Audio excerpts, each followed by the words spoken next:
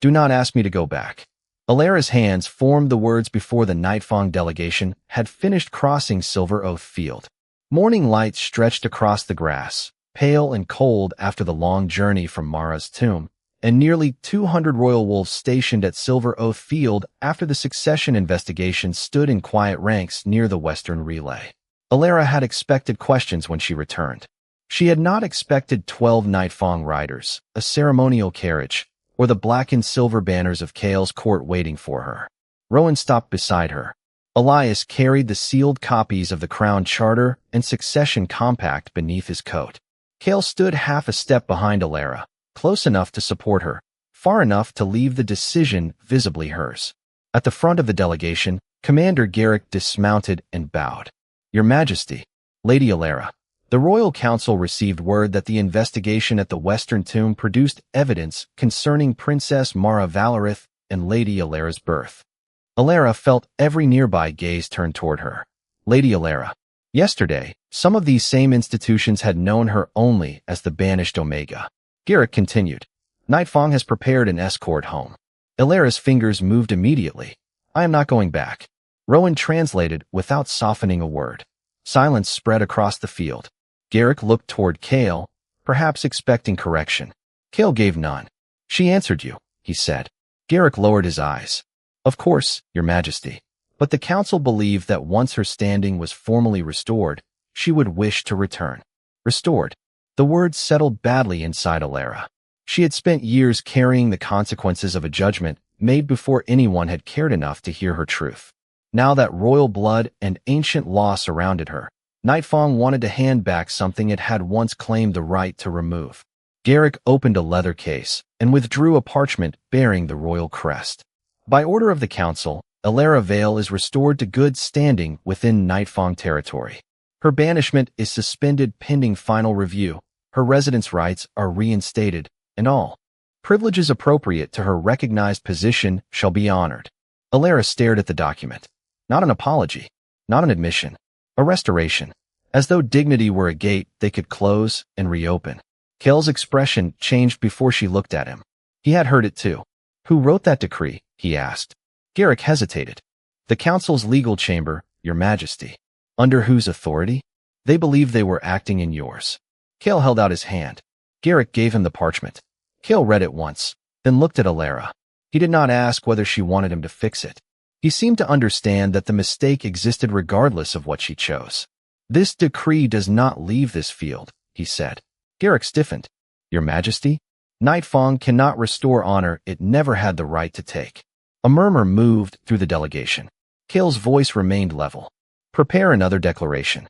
Elara is not being forgiven by Nightfang. Nightfang is acknowledging that it condemned her without establishing the truth. Elara watched him carefully. Weeks ago, he might have opened the gates and expected gratitude. Now he was naming the failure before knowing whether doing so would bring her one step closer to him. Garrick bowed. And the escort? Kael looked at Elara. She gave no sign. No invitation. No promise. Dismiss it, he said. She returns only if she chooses to return. Garrick turned to carry out the order, but Elias suddenly spoke from behind them. Commander. He had been studying the original decree inside Garrick's case, not the new one. His face had gone still. Where did you obtain this copy of Elara's banishment order? Garrick glanced down. The sealed Nightfang archive. Elias pointed to a tiny crescent impressed beside the old authorization mark. Elara recognized it instantly. So did Kael, the second keeper. And beneath it sat a credential sequence disturbingly similar to the derivative seal they had traced from Lucian Greyhaven's vanished authority. Kael's eyes lifted to Elara. For the first time that morning, regret was no longer the only thing in them. Before you decide whether Nightfang deserves your return, he said quietly, you deserve to know who helped send you away. The crescent mark changed the silence around them. Elias carried the old banishment order to a weathered table beneath the relay awning, and Elara followed while the royal wolves remained several yards back. Kael came last. He could have ordered the field cleared. He did not. Whatever they discovered would not become another truth hidden behind royal doors. Elias placed the order beside his copied records from Mara's tomb. The crescent is not Lucian Greyhaven's original seal, he said. The registry pattern is derivative, like the credential we found before. Commander Garrick frowned. Then someone used Second Keeper authority? Possibly, Elias replied. But this mark alone does not tell us who. Elara appreciated the precision. Evidence first. Always. Elias traced the authorization sequence without touching the ink. This credential entered the Nightfang registry less than 1 hour before the banishment was approved. Rowan looked at Kael. Could someone have issued the order without the king knowing? Kael answered before Elias could. No. Elara's gaze lifted. Kael looked directly at her. The final approval was mine. Garrick shifted uncomfortably. Your Majesty, if the information presented to you was manipulated, then responsibility may belong to whoever supplied it. Their responsibility does not erase mine. Kael's voice stayed calm. I was told Elara had violated protected territory, concealed evidence, and endangered Nightfang security. I accepted those claims before giving her a fair hearing. Elara remembered the Great Hall, the watching faces, the terrible certainty that no explanation she offered would matter. She had been silent, but silence had never meant she had nothing to say. It meant almost no one had bothered to learn how she spoke. Her hands moved. Did you believe I was dangerous? Rowan translated. Kael took a moment before answering. I believed fear presented as evidence. His eyes dropped briefly to the old decree. And I was the king who allowed that difference to disappear. No excuse followed. That unsettled Elara more than an excuse might have. Elias compared another notation. There is something else. The supporting report referenced in this order is missing from the sealed archive. Garrick shook his head.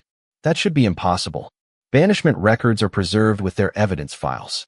Then either the archive is incomplete, Elias said, or someone removed it. Elara signed. Do not decide which until we know. Elias nodded. Agreed. Kael looked toward Garrick. Send a message to Nightfang. Seal the relevant archive room. No documents removed, replaced, destroyed, or reclassified. 2 neutral record keepers remain present until we return. Garrick bowed. Yes, Your Majesty. Elara glanced toward the ceremonial carriage waiting beyond the field. Kael noticed. It will leave without you, he said. She met his eyes. There was no challenge in his expression. No expectation that discovering interference would make her reconsider. Garrick gathered the council's failed restoration decree, but Kael stopped him. Leave that one. Garrick placed it on the table.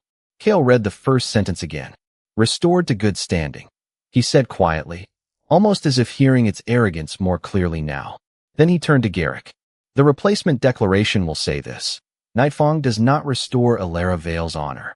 Nightfang acknowledges that it failed to honor her right to be heard before condemning her. Garrick hesitated.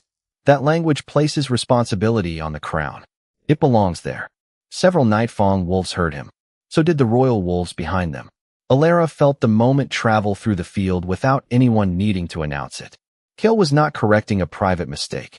He was placing the failure beneath his own authority where everyone could see it. Garrick bowed again. I will have it written exactly. He walked away. Elara remained beside the table, looking at the old banishment order. Kael did not reach for her. I cannot change the day I approved that, he said. And I will not use whoever manipulated the record to pretend I had no choice. Elara's hands rose slowly. Then what are you asking from me? Kael looked at the wolves who had witnessed her exile. The wolves now waiting to see whether a king could admit what power had done. When he faced her again, his royal seal was already coming off his hand. Kael removed the royal seal from his hand and placed it beside Elara's banishment order. The small piece of silver should not have looked important enough to change the air across an entire field, yet every nearby conversation faded. Elara watched him step away from the table. You asked what I want from you, he said. His voice carried farther than usual, not because he raised it, but because no one else dared speak. The answer is nothing you owe me. Elara's hands remained still. Kael turned toward the Nightfang delegation, then toward the royal wolves gathered beyond them. Years ago, accusations were brought before my court against Elara Vale. I approved her banishment before giving her a fair hearing. Today we have evidence that information surrounding that judgment may have been manipulated. Garrick lowered his head. Kael continued. That evidence matters. It will be investigated, but it will not become an excuse for my decision. Elara felt something tighten beneath her ribs. He could have blamed the missing report. He could have blamed the derivative credential. He could have offered the hollow circle as an invisible hand powerful enough to wash his own clean. Instead, he looked directly at her. Someone gave fear a direction, he said. I was still the king who followed it. Then Kael Thornhart lowered himself onto one knee. A quiet breath moved through the field. Elara did not. For years she had remembered standing beneath his authority while others decided what her silence meant.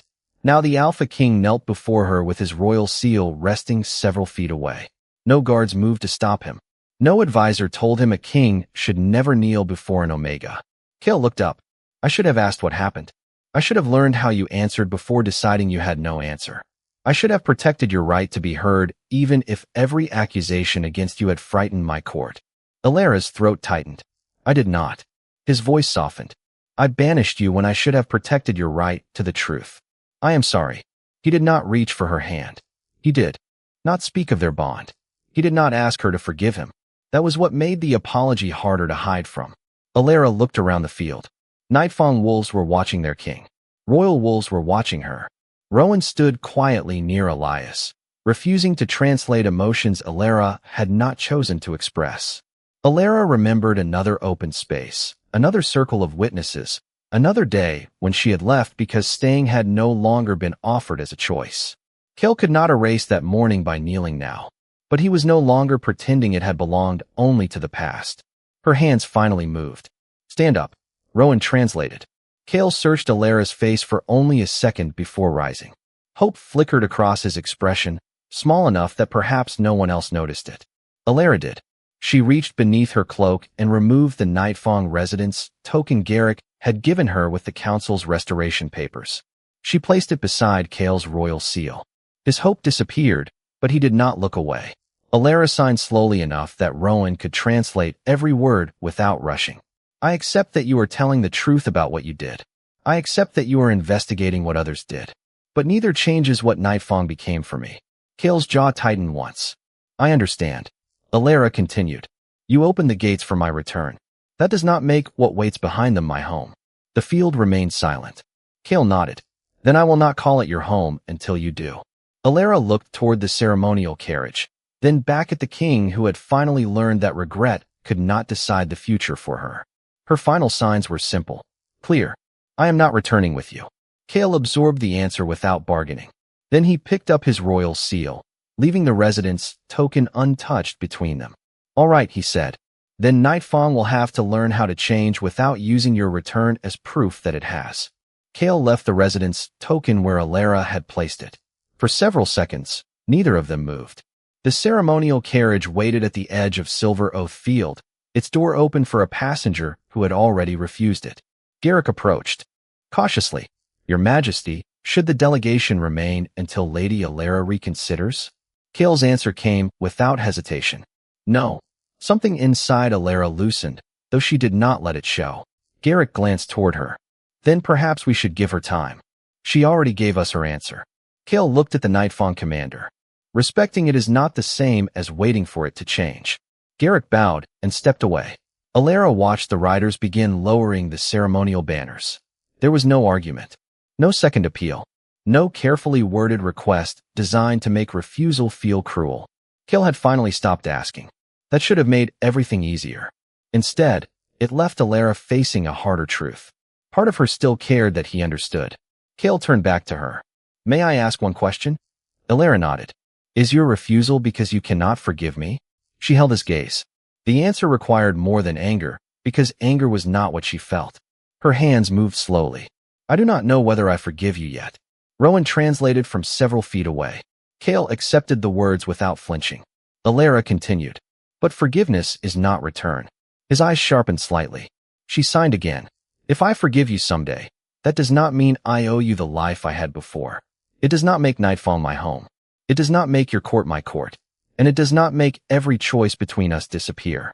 Rowan's voice remained steady as she translated. Kael looked toward the distant banners, then back at Elara. You are right. No defense.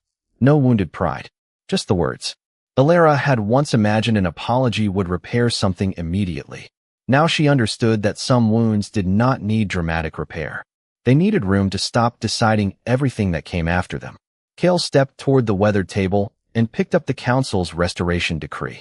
Then I have been asking the wrong question. Elara waited. I kept wondering what would make you return. He folded the parchment once. I should have been asking what Nightfang must become whether you ever return or not. Elias looked up from the banishment record. Garrick, standing nearby, heard it too. Kael turned toward him. Send another order to the capital.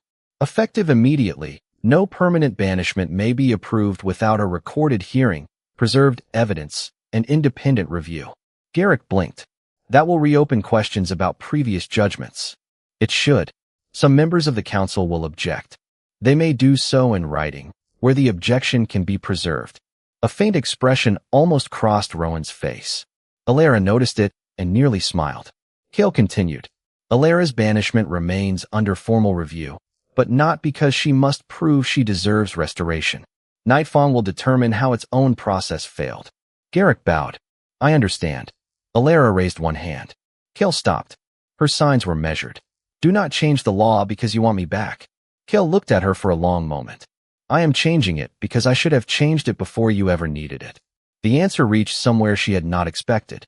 Elara glanced down at the residence token still resting on the table. She did not take it back. Kael did not offer it. Elias broke the silence. There may be another reason to review more than Elara's case. He had placed 3 old Nightfang registry extracts beside the banishment order. Each carried a different name. Each belonged to an omega. And beside each authorization was the same faint crescent derivative. Rowan leaned closer. How many are there? Elias looked toward the sealed archive list Garrick had brought. I cannot tell yet. Elara felt the meaning before anyone spoke it aloud. Her exile might not have been an isolated failure. Her hands rose. Find every one. Elias nodded. Kael's expression hardened with resolve rather than anger. We will. Elara looked across the field at the wolves preparing to leave without her. For the first time, refusing to return did not feel like walking away from the future. It felt like forcing the future to become something different. By noon, the ceremonial carriage was gone, but the questions it had brought remained. Elias had moved beneath the relay awning with the 3 registry extracts, while Garrick sent messengers toward Nightfang carrying Kael's new orders. Elara stood beside the table as more names emerged from the archive index Garrick had brought from Nightfang. 6 omegas had been permanently banished during the last 12 years after hearings that lasted less than a day. For records referenced evidence no longer attached to their files. 3 carried the faint derivative crescent. Elias looked up. This does not prove the cases were connected. Elara nodded. Evidence first. Kael stood across from her. But it proves the process failed often enough to deserve review. Garrick returned from the messenger post. The capital has acknowledged your order, Your Majesty. The council requests clarification on how far the review should extend. Kael looked at Elara, but he did not ask her to answer for him. Every permanent banishment issued under my authority, he said. Garrick hesitated. Everyone. That could mean hundreds of files. Then we read hundreds of files. Elara watched Garrick absorb the scale of it. Kael was not offering one corrected decree and calling justice complete. He was opening doors that might expose failures bearing his own seal. The council also asks whether Lady Elara's status should be resolved first. Elara's expression tightened. Kael noticed. No, he said. Her case does not move ahead because her bloodline became politically important. Garrick glanced toward the royal wolves. But her position is exceptional. Her right to a fair process was not. The words landed quietly. Elara looked at Kael. He had once treated her as an exception for the wrong reason. Now he was refusing to make justice depend on who she had turned out to be. Her hands moved. What happens to those who were banished unfairly? Rowan translated. Kael did not answer immediately. If the review proves Nightfang failed them, their records are corrected, restrictions are removed, property claims are reconsidered where possible, and they receive the hearing they should have received before judgment. Elara signed again. And if they never want to return? Kael's eyes stayed on hers. Then we do not make return the price of justice. Something warm and painful moved through her chest. He had learned the lesson. Quickly, but not cheaply. Garrick lowered his gaze to the documents. There will be resistance. I know. Some will say reopening old judgments weakens the crown. Kael picked up his royal seal. A crown that depends on refusing to examine its mistakes is already weak.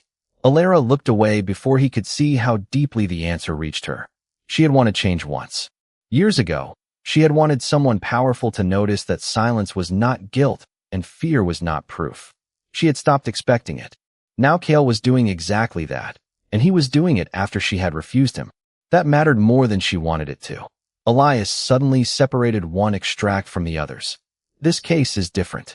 He placed it beside Elara's banishment order. The authorization times were almost identical. Both credentials entered the registry shortly before judgment. Both supporting reports later disappeared. Both used the same derivative second keeper structure. Rowan asked, who was banished? Elias read the name. Mira Halden. Omega Healer. 9 years ago. Elara's hands moved. Where is she now? Garrick searched the index. His face changed. No confirmed Nightfang record after exile. Kael looked toward Elias. Find the original hearing. Elias shook his head. There is another problem. He pointed to the approving authority beneath Myra's decree. It was not Kael's seal. The judgment had been issued before Kael became Alpha King. Elara stared at the date. The pattern was older than his reign. Kael understood at the same moment. Then whoever shaped Elara's exile did not begin with Elara. Elias nodded. And perhaps did not begin with you. Elara looked at the faint crescent repeated across the documents. Her refusal had opened an investigation larger than her own past. Kael had stopped asking her to return. Now, for the first time, she wondered whether he was finally learning how to build a kingdom someone might choose to return to. The pattern was older than Kael's reign. Elara kept her eyes on Mira Halden's record while Elias arranged the two banishment orders side by side. The same faint crescent appeared beside both authorization lines, but the dates were separated. By years. Garrick leaned closer. If this credential existed before His Majesty became king, then someone had access to the system across multiple reigns. Elias nodded. Or multiple people inherited the same access. Elara's hands moved. Do not turn one possibility into a fact. Rowan translated. Elias gave a small nod. Agreed. He opened the registry index and traced the sequence attached to Elara's exile. We know this credential entered the Nightfang registry less than 1 hour before Kael approved the banishment. We know the supporting report later disappeared. We know similar authorization structures appear in earlier cases. What we do not know is who activated them. Kael stood across the table, listening without reaching for the easier conclusion. Then we find out. Garrick looked toward him. Your Majesty, if someone manipulated the evidence presented to you, the council may argue that your original judgment was made in good faith. Kael's expression did not change. They may argue whatever the evidence supports. He looked at Elara. But no one will use this investigation to erase my part in what happened.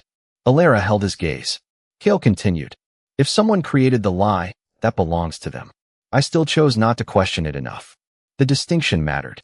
Elara had feared that finding a hidden hand would give everyone permission to rewrite her exile into a story where Kael had been another victim. He was refusing that comfort before anyone could offer it. Elias reached into his document case and removed the copied registry notes from Mara's tomb. There is another connection. He placed Lucian Greyhaven's known second keeper sequence beside the derivative credentials. The root structure is related, but none of these later marks came directly from Lucian's original seal. They descend from an authorization branch created after his disappearance. Rowan frowned. How long after? Elias checked the dates. The earliest confirmed derivative appears 7 months later.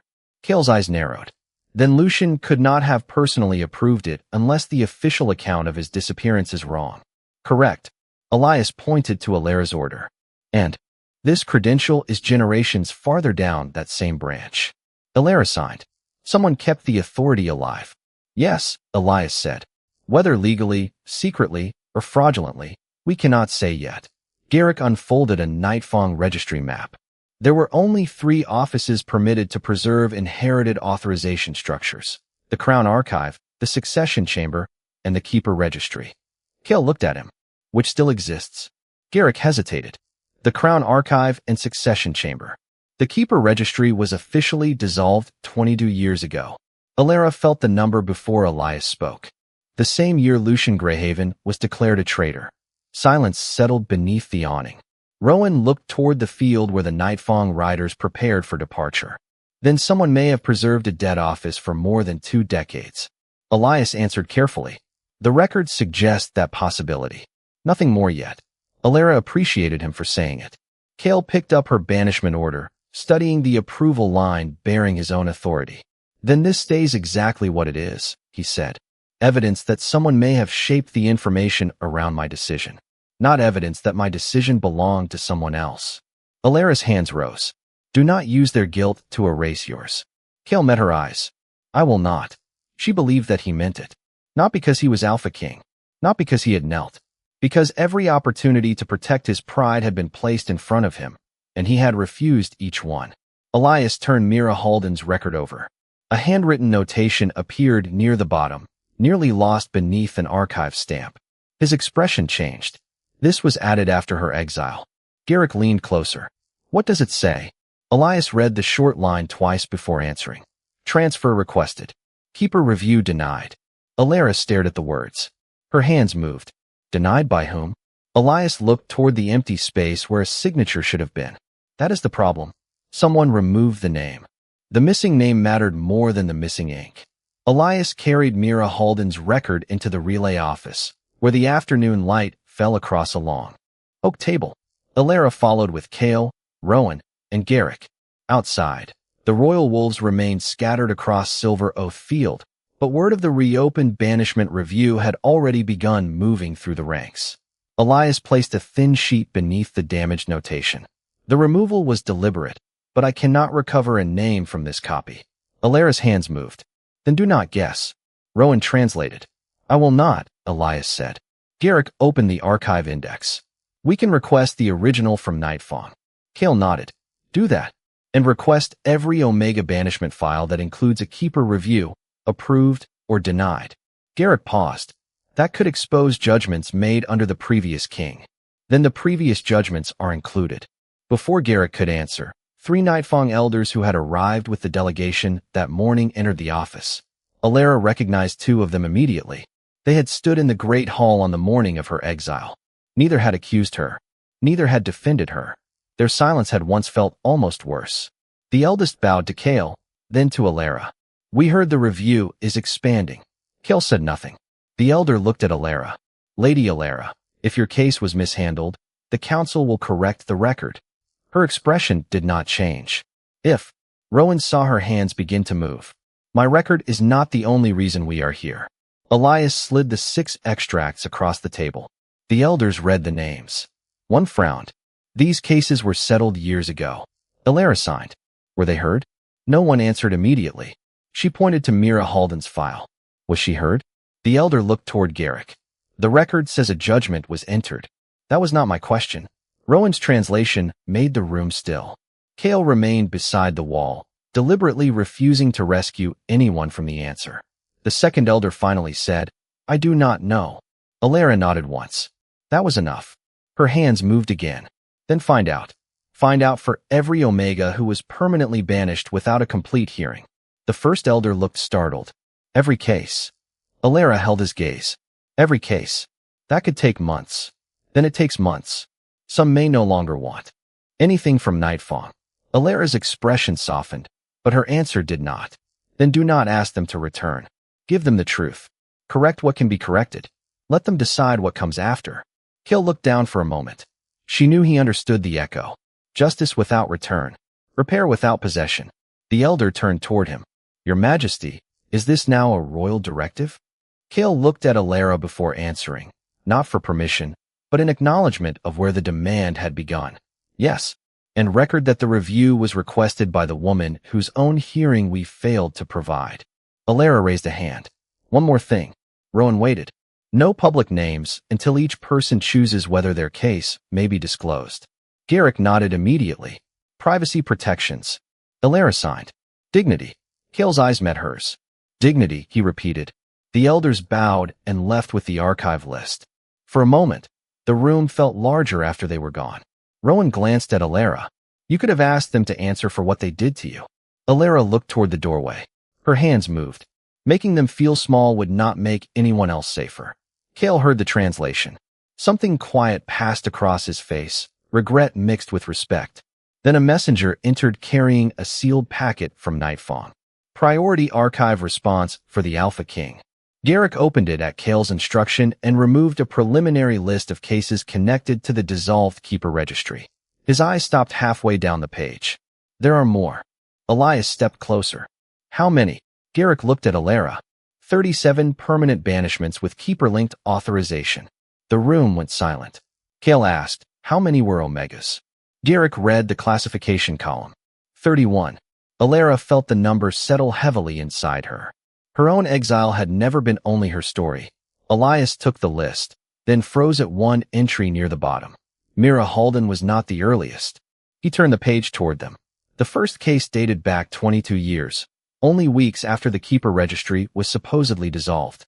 Beside the authorization column was a handwritten notation. Not a crescent, but a handwritten attribution. Elias read the name aloud. Lucian Greyhaven. Lucian Greyhaven. The name remained between them as Elias studied the handwritten notation. Elara moved closer, but she did not touch the page. Kael stood beside her, his expression unreadable. Is it his signature? Rowan asked. Elias shook his head. It is a written attribution, not a signature. We need the original file before we can determine who added it. Elara's hands moved. So it proves nothing about Lucian. Not yet, Elias said. It proves only that someone connected his name to Keeper authority weeks after the registry was officially dissolved. Garrick looked toward Kael. The Capitol can retrieve the original before nightfall if the archive remains sealed. Kael nodded. Have neutral record keepers witness the removal. Before Garrick could send the order, another messenger appeared at the doorway. Your Majesty, an urgent dispatch from Nightfall. Kael opened the sealed note. His eyes moved quickly across the page. The Council has called an emergency session. Word of the banishment review has reached the outer houses. Garrick exhaled. They will want you in the capital. They already do. Elara watched Kael fold the message. She knew what came next before he spoke. He had responsibilities waiting beyond Silver Oath Field, consequences created partly by the changes he had ordered that morning. For once, the distance opening between them did not feel like abandonment. It felt like two people being required to walk toward different work. Kael turned to Garrick. Prepare the riders. No ceremonial escort. Then he looked at Elara. He did not say come with me. The absence of those words reached her more deeply than she expected. I have to return to Nightfall, he said. The archive review needs authority the Council cannot delay, and the new hearing rules need to be entered into law. Elara nodded. Kael glanced toward the residence, token still resting on the weathered table outside. I kept asking you to return to a place that had not earned the right to call itself your home. His voice lowered. I understand that now. Elara's hands rose. Understanding is not the same as changing. Rowan translated softly. No, Kael said. It is only where changing begins. He fastened his cloak, but the silver clasp caught against the folded edge. Elara watched him struggle with it once. Before she could reconsider, she stepped forward. Kael became completely still. She straightened the clasp and secured it properly, her fingers touching only the cool metal. A small gesture. Nothing promised. Nothing forgiven. Yet when she stepped back, Kael looked at her as though she had given him something more valuable than permission to hope. Elara immediately signed. Do not misunderstand. A faint warmth entered his expression. I will try very hard not to. Rowan looked away to hide a smile. Elara ignored her. Kael picked up his royal seal from the table, but left the residence token where it was. I will not ask you to come home, he said. I will make Nightfall a place you are free to choose someday, even if your choice is still no. Elara studied him. The king who had once believed opening a gate should be enough was finally learning that a gate meant little if someone feared what waited beyond it. Her hands moved. And the 31 Omegas? Their reviews continue whether you ever return. And the others? All 37. Elara nodded. That answer mattered. Kael turned toward Elias. Stay with her. Follow the Greyhaven record wherever the evidence leads. Elias inclined his head. Of course. Kael looked back at Elara. If the original file proves Lucian was still active after his supposed disappearance, send word immediately. She signed. Evidence first. His gaze softened. Always. Outside, the Nightfall riders formed a simple traveling line. No banners. No carriage. Kael walked toward them, then stopped several feet from Elara. For one suspended moment, she thought he might ask again. Instead, he said, I hope the next time you see Nightfall, you recognize something better than what you left. Elara did not promise there would be a next time. Kael did not demand one. He mounted and rode east with Garrick and the delegation, leaving Elara beneath the wide afternoon sky. Rowan came to stand beside her. "You fixed his cloak." Elara gave her a look. Rowan raised both hands. "I said nothing else." Elias appeared behind them holding the Greyhaven list. "We may have a problem." Elara turned. Elias pointed to the date beside Lucian's name. According to Nightfang's official history, Lucian Greyhaven had already vanished before this authorization was entered. Elara looked toward the distant riders, then back at the page. Somewhere between Mara's disappearance and her own exile, a dead office had continued speaking with a missing man's name. By sunset, Kael was only a dark memory on the eastern road, and Elara was still standing beneath the relay awning when the original Greyhaven file arrived. 2 neutral record keepers accompanied the sealed case, exactly as Kael had ordered. Elias checked both witness seals before opening it. Rowan remained beside Elara. No one rushed. The answer had waited 22 years. It could wait another minute for the evidence to be handled correctly. Elias removed a single archive sheet and compared it with the preliminary list. Same case. Same authorization date. Elara's hands moved. And Lucian's name? Elias examined the lower corner. "It is here." Rowan leaned closer. "Written by the same hand." "I cannot establish that without comparison." Elara nodded. "No guessing." Elias turned the sheet toward the light. "But there is something we can establish. This authorization carries a registry sequence." He opened his copied chronology from Mara's tomb and found Lucian Greyhaven's original credential number. The numbers shared the same root, but the final sequence was different. "This is derivative authority," he said, "not Lucian's original credential." Elara felt disappointment and relief arrive together. The document did not prove Lucian had survived. It also did not prove someone had simply forged his signature. Elias continued examining the page. "The attribution says authorized under Greyhaven Keeper authority. That is different from saying Lucian personally authorized it." Rowan frowned. "Then why write his name at all?" "Possibly because his office remained the legal source of the authority." Elias looked at Elara. "Or because someone wanted later readers to believe that." Her hands moved. "We need the creation date of the derivative branch." Elias nodded. "Exactly." One of the record keepers opened a second envelope from the Nightfang archive. Inside was a registry transfer sheet issued after the keeper office had supposedly been dissolved. Elias read the date and went still. 7 months after Lucian disappeared. Elara remembered the same interval from the earlier records. Now they had the original transfer entry. Rowan asked, "Who approved the transfer?" Elias followed the line across the page. The approval field had been left blank, but beneath it was a phrase stamped in faded silver. "Continuity authority preserved by Crown Directive." Elara's expression tightened. "Which crown?" Elias searched for a monarch seal. There was none. That is the problem. He checked the registry requirements. A Crown Directive should carry the reigning ruler's authentication. This does not. Rowan looked toward the road Kael had taken. So someone preserved Greyhaven's authority without a visible king approving it. "That is what this document indicates," Elias said. Elara stared at the faded words. 22 years of decisions could have grown from that unexplained transfer. Mira Halden, 31 Omegas. Her own exile. But she refused to let the shape of the pattern become the answer before the evidence did. Her hands moved. "Find who had access to continuity transfers that year." Elias began making a list. Crown archivists, succession clerks, senior keeper officials before dissolution, and anyone carrying delegated royal authority. Rowan exhaled. "That is not a short list." Elara signed. "Then we make it shorter with evidence." A messenger arrived before Elias could answer. He carried no Nightfang colors, only a plain gray travel cloak and a narrow envelope. "For Elara Vale." Rowan asked, "From whom?" "I was paid at the Western Crossroads." The sender gave no name. Elara did not take the envelope immediately. Elias inspected the outer seal, then checked the envelope carefully for signs of tampering before turning it beneath the light. No crescent, no royal crest, only 3 words pressed into plain wax. "Remember, endure, choose."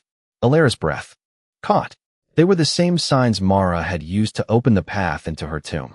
Only after Elara nodded did Elias carefully break the plain wax and open the envelope. Inside was a single line written in old-fashioned script. "Do not search for Lucian Greyhaven among the dead." Beneath it was a date. Rowan whispered, What does that mean? Elias compared the date with Night Fang's official chronology. His face changed. This was written almost a year after Lucian was declared missing. Elara looked toward the empty road where Kael had disappeared hours earlier. She had refused to return with him, and for the first time, he had allowed her refusal to remain complete. Yet he had left her something more useful than a promise. A kingdom beginning to open its records. Her hands moved. Send Kael a copy. Rowan nodded. Anything else? Elara looked once more at the message. Then she signed the words Kael had finally taught himself to respect. Tell him not to believe it yet. Tell him we will give him evidence.